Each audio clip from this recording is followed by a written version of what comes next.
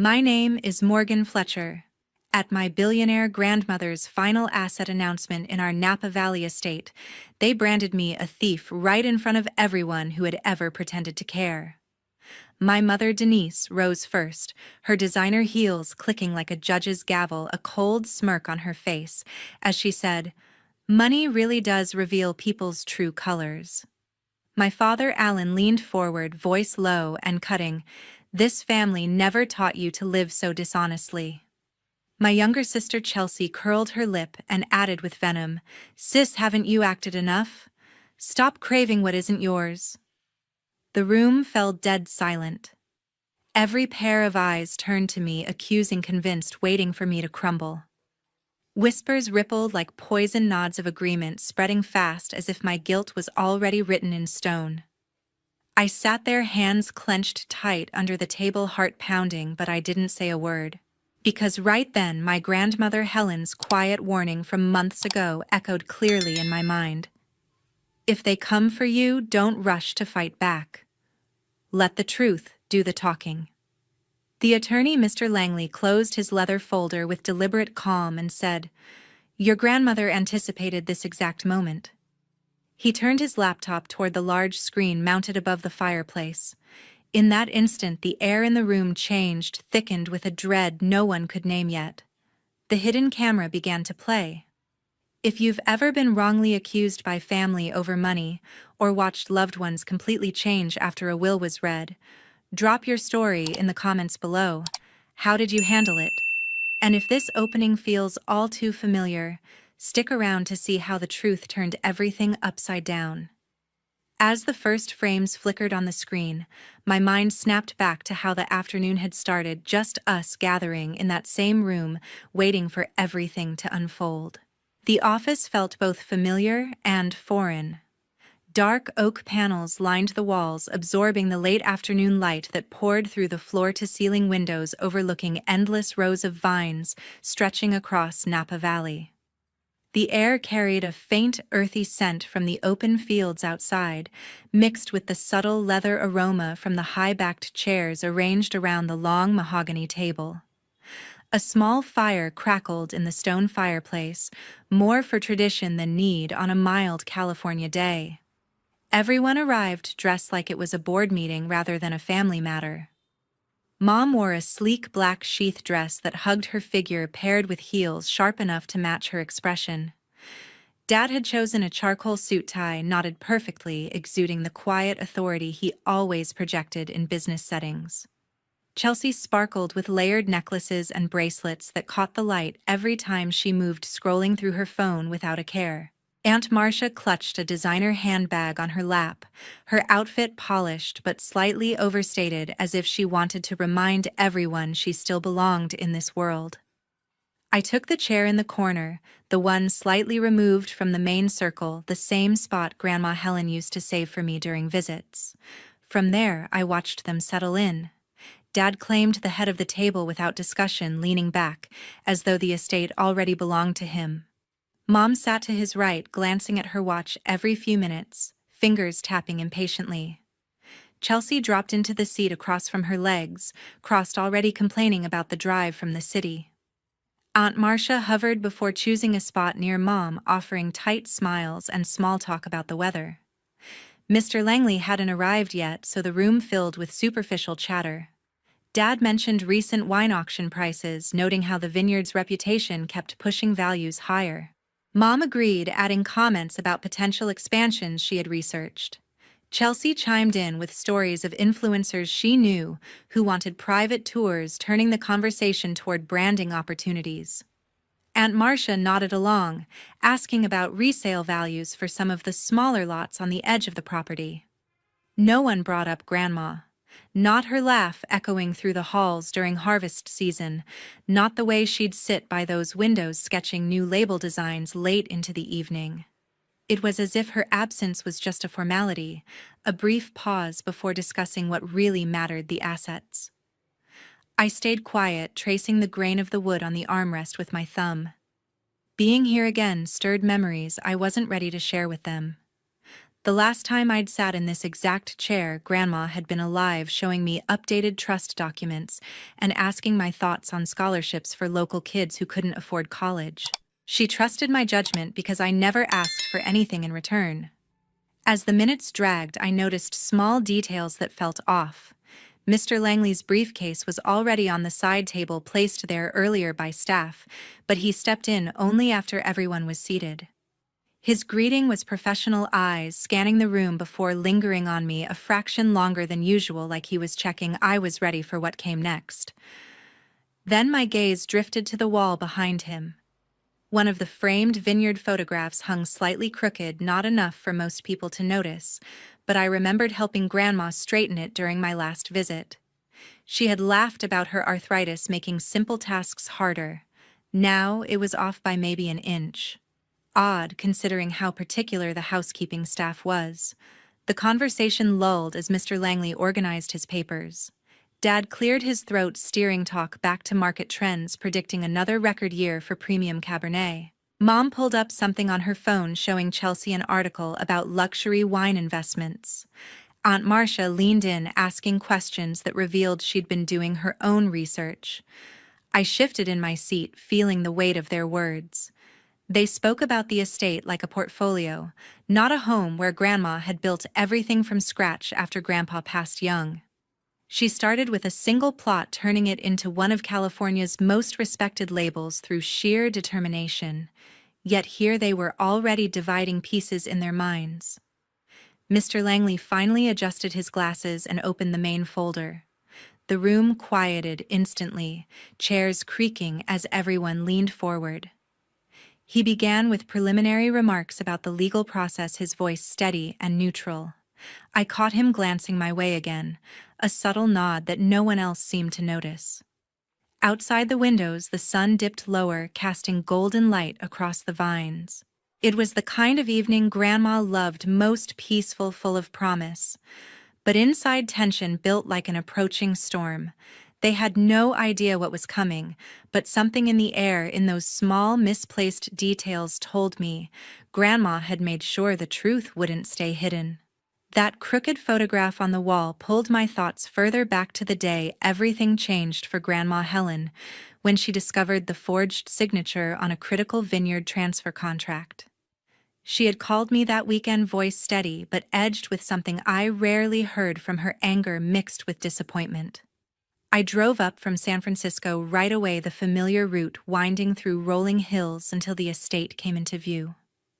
Grandma met me at the door herself, leaning on her cane more than usual, her arthritis flaring up again.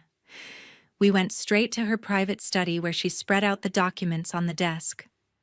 "Look at this," she said, pointing to the signature page. It was supposed to authorize a minor land swap with a neighboring property, nothing major. But the handwriting wasn't hers, the loops too tight, the pressure inconsistent. She had never signed it yet. There, it was notarized and filed.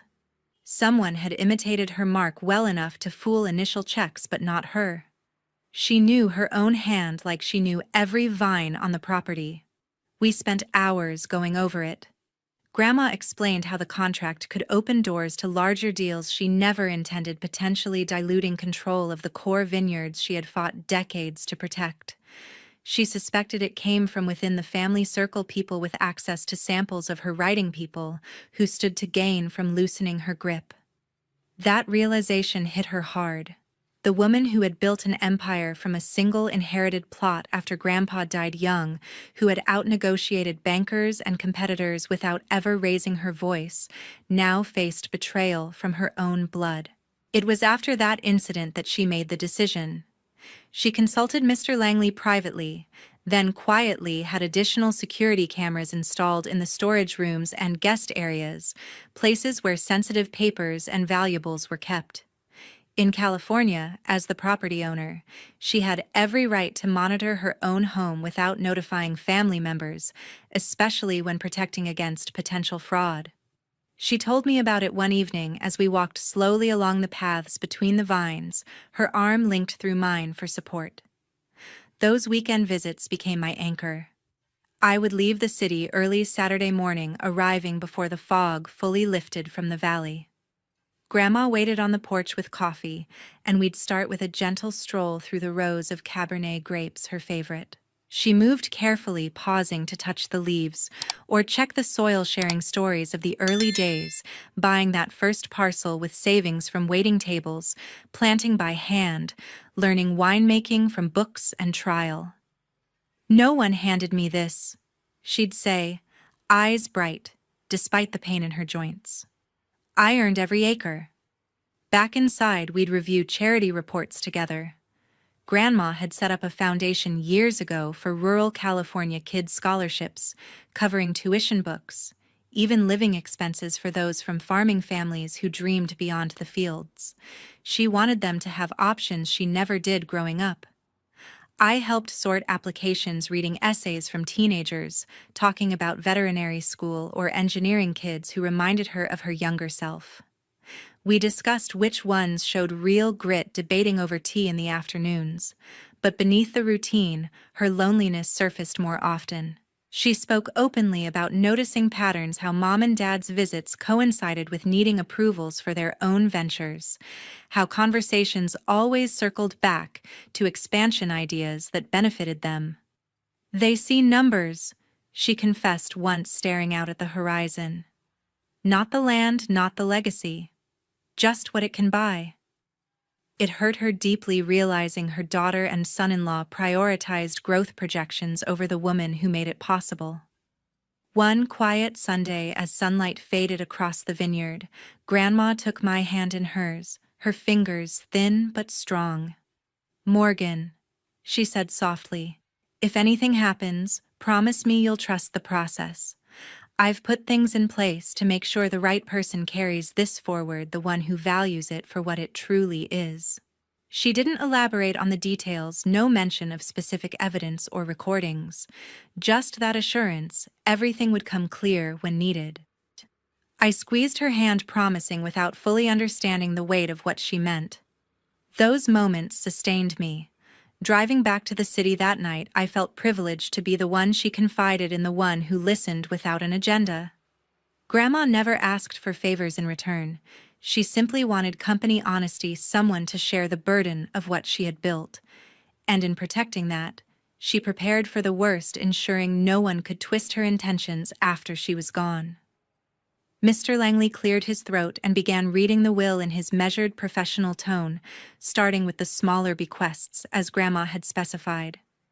First, he addressed Dad. "To my son-in-law, Alan Fletcher, I leave the sum of $500,000 along with 3 minor landscape paintings from my personal collection in the East Wing." Dad nodded slowly, the corners of his mouth tightening just enough to betray his composure. He shifted in his chair, fingers drumming once on the armrest before stopping, his gaze fixed on the table, as if calculating how far that amount would stretch against his expectations for a share of the vineyards. The attorney continued without pause. "To my daughter, Denise Fletcher, I bequeath the secondary family jewelry, set the pearls and the sapphire pendant ensemble appraised at a moderate value." Mom's grip on the chair arm whitened her knuckles, but she said nothing. Her eyes narrowed slightly, scanning the page Mr. Langley held as though searching for a mistake. Her posture rigid in a way that spoke volumes about the gap between what she anticipated and what she received. Next came Chelsea. "To my granddaughter, Chelsea Fletcher, I establish a trust fund equivalent to full college tuition and related expenses, contingent upon her completing her degree and maintaining steady employment for a minimum of 1 consecutive year thereafter." Chelsea let out a soft scoff, barely audible, muttering something under her breath about restrictions. She crossed her arms, leaning back with a pout that made her look younger than her early 20s, clearly irritated by the strings attached to what she probably viewed as her rightful windfall. Finally, Aunt Marcia. "To my sister's daughter, Marcia Powell, I grant the right to use the vacation property at Lake Tahoe for a period of 7 years, after which it shall be sold, and the proceeds directed to the established charitable trust." Aunt Marcia exhaled sharply, her eyes darting around the room as if mentally appraising the home's market value and running numbers on 7 years of free lakeside living. She adjusted her handbag on her lap lips, pressed thin in quiet reassessment. With each announcement, I watched their reactions unfold like a slow reveal. Dad's initial politeness gave way to subtle tension in his jaw, the kind he showed during failed negotiations. Mom's silence felt loaded, her breathing controlled but deeper than usual, betraying the disappointment she refused to voice. Chelsea fidgeted more openly, her foot tapping against the leg of her chair, glancing at Mom for cues on how to respond. Aunt Marcia offered a weak smile to no one in particular, but her fingers twisted the handle of her bag, calculating what temporary access really meant in the grand scheme. No one mentioned Grandma's memory, no stories of her generosity, no quiet gratitude for what she had chosen to give. Instead, the focus stayed on the inadequacy of these portions compared to the empire she built. The vineyards outside produced wines that sold for hundreds per bottle, the brand recognized worldwide, yet these bequests felt like crumbs to them. I could sense the undercurrent confusion turning to frustration brewing into something sharper. Mr. Langley turned the page, his expression unchanged. The room grew quieter, the crackle from the fireplace suddenly louder in the hush. Dad leaned forward slightly, elbows on the table now. Mom's eyes locked on the attorney, unblinking. Chelsea stopped tapping, sitting up straighter. Aunt Marcia set her bag aside, fully attentive. I remained still, pulse steady, despite the building pressure. These smaller gifts were deliberate. Grandma had explained conditional giving during one of our talks, how it encouraged responsibility rather than entitlement. But seeing it play out, watching their faces shift from expectation to quiet resentment, confirmed what she feared most. The legacy meant more to them as a balance sheet than as her life's work. The attorney adjusted his glasses once more, scanning the next section. Everyone held their breath, the weight of the remaining estate hanging in the air like the valley fog at dawn. Whatever came next would change everything, they knew it, and so did I. Mom pushed back her chair and stood abruptly, her voice trembling with barely contained emotion as she pointed directly at me. Morgan took advantage of every moment she spent alone with Grandma, she said, eyes glistening like this was genuine hurt rather than strategy. Those small paintings from the guest suites, the antique jewelry pieces that vanished one by one, she had full access, and we all know it. How else could they disappear without a trace? Dad didn't hesitate, rising more slowly to lend weight to his words, speaking with the measured tone he used in boardrooms. Legally, this raises serious questions. Morgan was the only one with regular keys to the private safe during Grandma's declining health. Undue influence isn't just a phrase, it's grounds to challenge any will if someone in a vulnerable state was manipulated. We can't ignore the pattern here. You?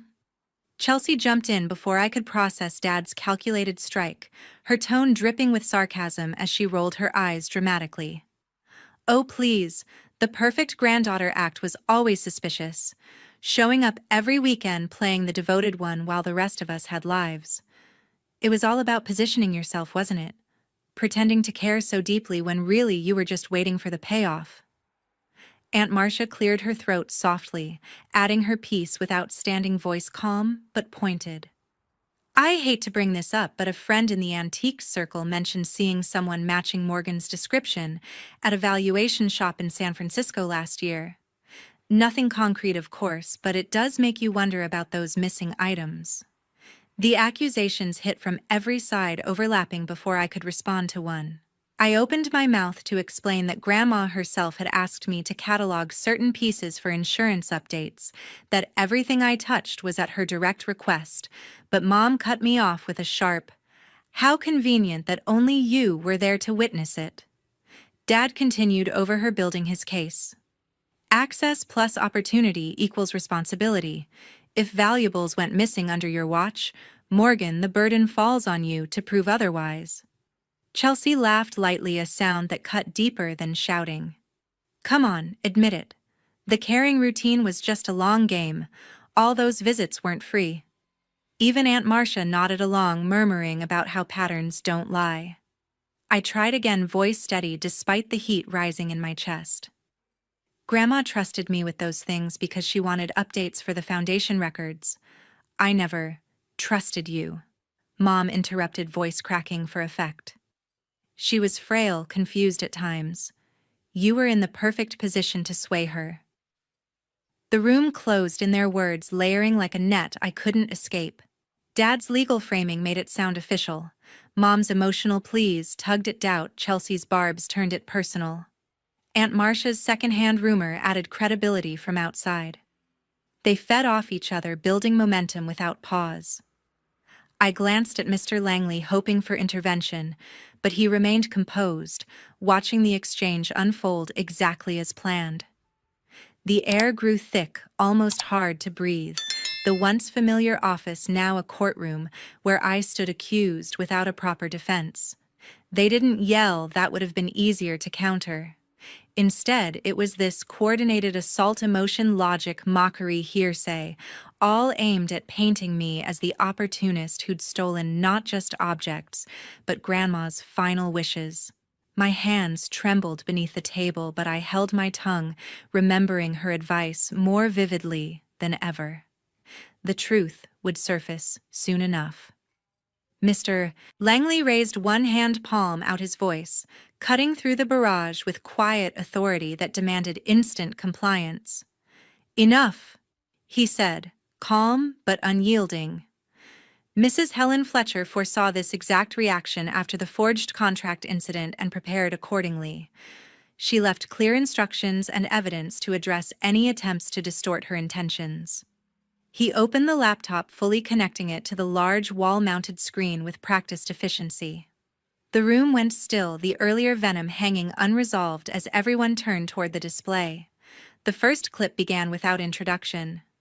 Time-stamped footage from a storage room camera showed Mom slipping in late at night on multiple occasions, moving with familiarity toward locked cabinets. She selected small framed paintings and antique jewelry boxes, carefully placing them into her familiar leather tote before exiting as quietly as she arrived. The clarity left no room for doubt, dates spanning several months each entry, methodical, no signs of hesitation. Silence gripped the office. Mom's face drained of color, her mouth opening and closing once before she managed a weak defense. Those were I was borrowing them for safekeeping. Grandma knew. Dad shot to his feet chair, scraping harshly, ready to object, but Mr. Langley lifted a finger, pausing the video. Please sit down, Mr. Fletcher. There's more, and interruptions won't change what's recorded.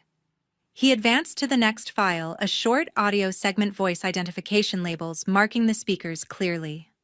Mom's voice came through, first low and deliberate.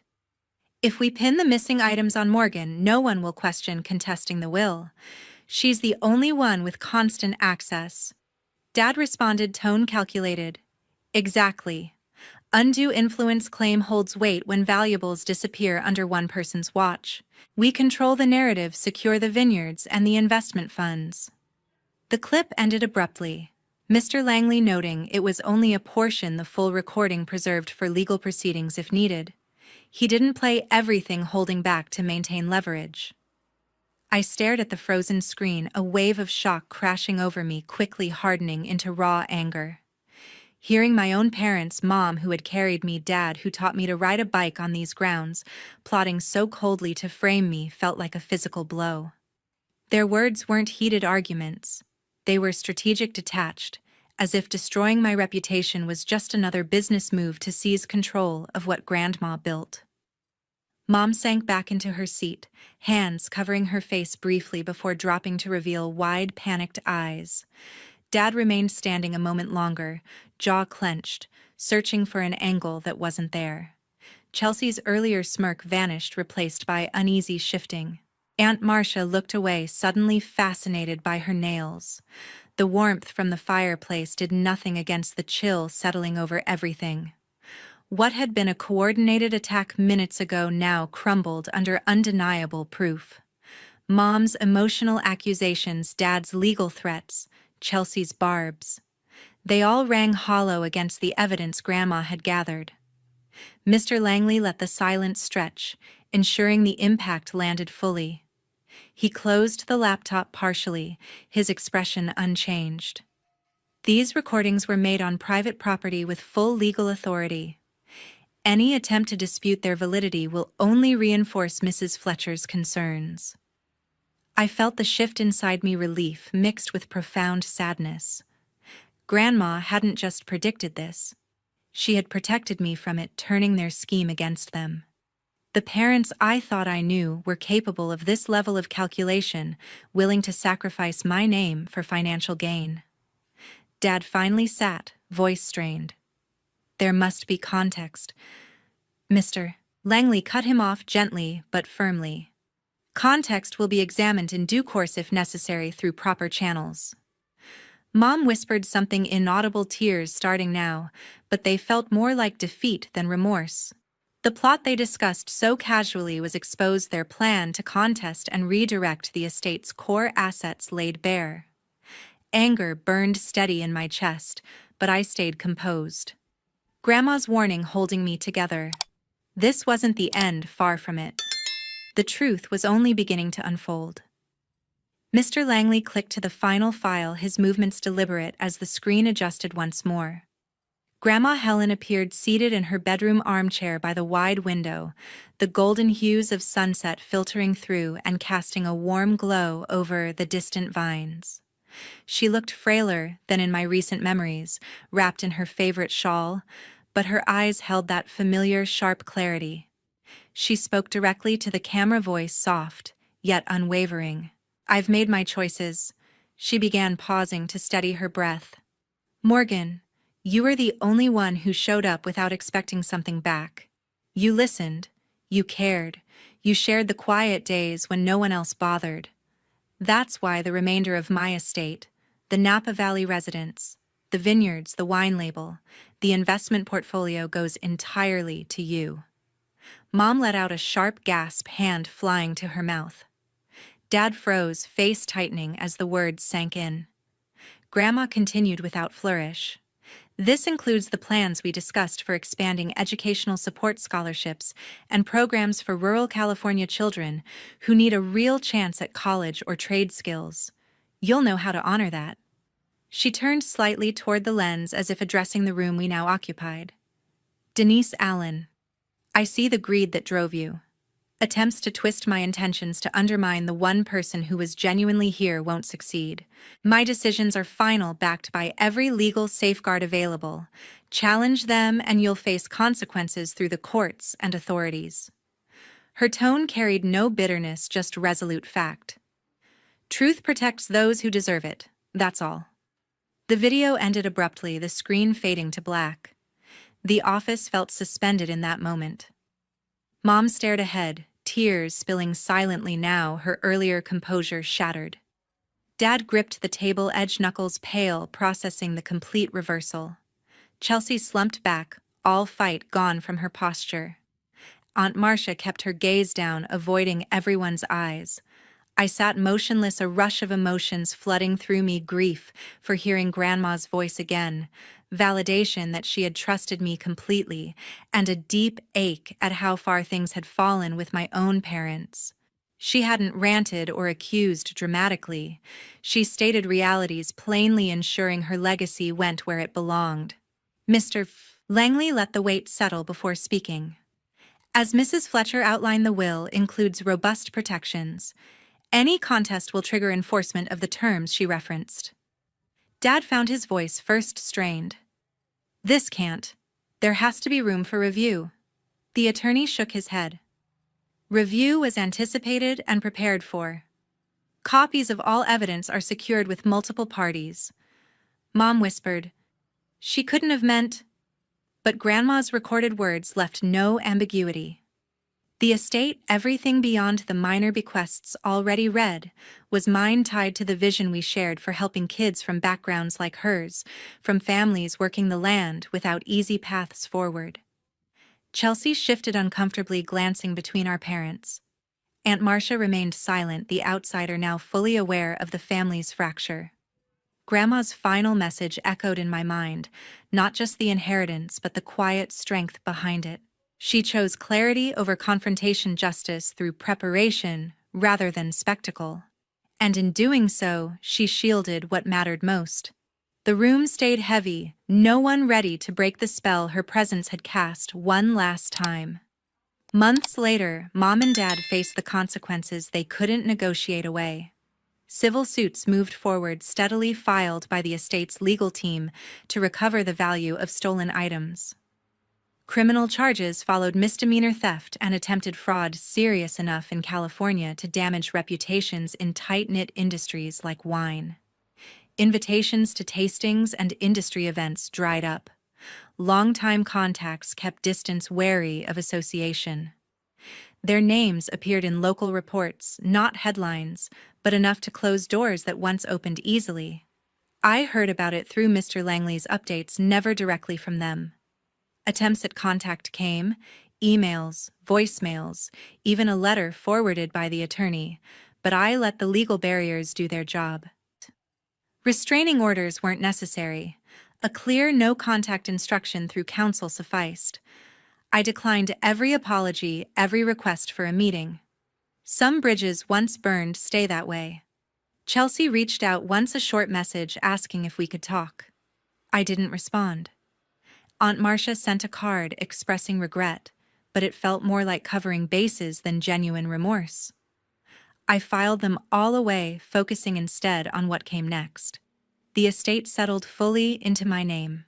I didn't sell off pieces or redecorate for show. Instead, I converted the East Wing, once guest suites rarely used, into dedicated space for the education center Grandma and I had mapped out during those quiet afternoons.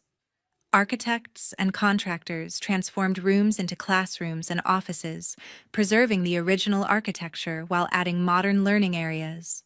The foundation expanded scholarships targeting rural Napa kids from farming families, full coverage for community college state universities, even trade programs for those who wanted hands-on paths. Local teens started coming in for tutoring using resources their schools lacked. I hired staff passionate about the mission, people who understood the Valley's unique challenges. Watching a student light up over an acceptance letter or a parent tear up at a scholarship award made the weight of everything feel purposeful. I kept Grandma's bedroom untouched, visiting sometimes to sit by the window where she recorded her final message. The view hadn't changed: rows of vines stretching under clear skies, seasons cycling as reliably as ever. Her shawl still hung on the chair, a quiet reminder. Living here alone at first felt strange, the house too large for one person. But it filled gradually with purpose: staff during the day, students for evening sessions, community events on weekends. I traveled when needed, overseeing foundation growth, but always returned to this core. Independence became my new normal. Decisions about the vineyards, the label, investments, all mine to make, guided by what Grandma taught about integrity over quick gains.